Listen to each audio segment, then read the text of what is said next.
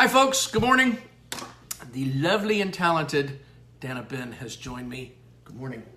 Morning, Brian. Welcome to Wake Forest. Yeah. She drove all the way to Wake Forest from Cary. West Cary, born and raised. On the playground is where I spent most of my days. Logan will start singing if we're not careful. So, okay, so we got a good conversation for you this morning. We're just going to kind of throw this at the hip. I've told Dana what the topic is, but I haven't told her what I'm getting ready to do to her when she tells me about what her process is. So watch this. So let's begin with our stats. We're seeing pretty consistent numbers with the inventory growing at this point. We're at 7,807 homes. Still haven't popped over that 8,000 listing mark. I do expect us to do that before the end of the month, just for a momentary lapse. And then probably at the end of the month, we'll drop back below 8,000. But don't be surprised if we just barely break that 8,000 listing mark today, or not today, but in the next month. The interesting piece of it is, even with the new construction listings being on the market at 0 days, there's stuff popping up there. Even with that being at 0 days, we're still at 47 days average on the market and 10 days median on the market. Again, that's for active listings, not sold listings. So keep that in mind. Our median sale price throughout the triangle is still $350,000. That's been pretty consistent over the last few months. We've fluctuated anywhere from $340 to $360, but we're still right in that ballpark.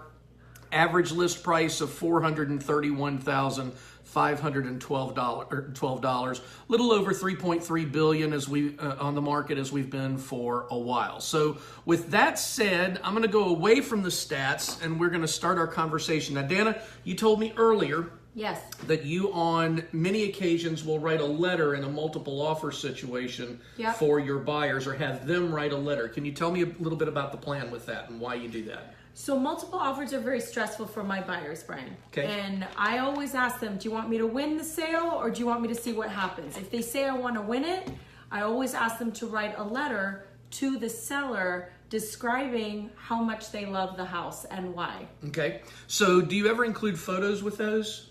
Have you ever included a photo with that? So I know compliance a little bit better than I, give myself credit for. So no, I don't provide a picture because I know that you would be calling me within 5 seconds. Now, why would I do that? To say, can you please take that picture off because that is against fair housing. Well, it's not necessarily against fair housing, but it could be. And that's kind of the point of this today, because there are a couple of things that can happen sometimes with those letters. And I'm going to encourage agents to read those letters very carefully, because they can sometimes, number one, disclose negotiating information that could be held in context for the seller in order to create a more difficult response. But the most important thing is do not include pictures of the family that you are representing on the buy side. It could be a situation where the seller may not want to sell to somebody with young children, or they may see that there is an ethnic issue, or there could be race-colored discrimination. In order to eliminate that, and again, you guys know me well enough to know that I want to play it completely safe here. So I realize that it would be a reach for someone to file a complaint with fair housing against it, but it is a possibility. So you may want to think about that before you include photographs on those. I'll give you an example. I had one this weekend that came to me. It was a great offer. It was a very nicely written letter, but I didn't present it because of the fact it had photos of the couple and their children.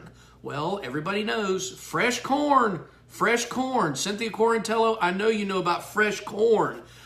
Race, color, religion, sex, national origin, handicap condition, and familial status. You cannot give any reason to believe that any of those classes have been discriminated against, because they are all protected.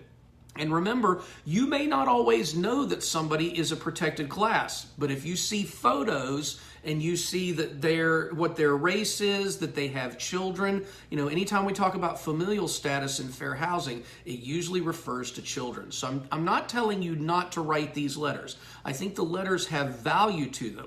However, be very careful about the content. Like the corn. I like the corn, Cynthia. That was very, that was very good. We're laughing at that. But I like the idea of the letter. Just be very careful about the content of the letter, because we certainly don't want to get you in any tough situations. I have had a situation which was very interesting. You had a situation? Yes. We have a situation here. Crisis. So one time my clients actually knew the listing agent, sent them a video about how much they wanted the house without my knowledge. And he sent me an email saying, hey, love the video. And I said, what video? But it's, you know. Yeah.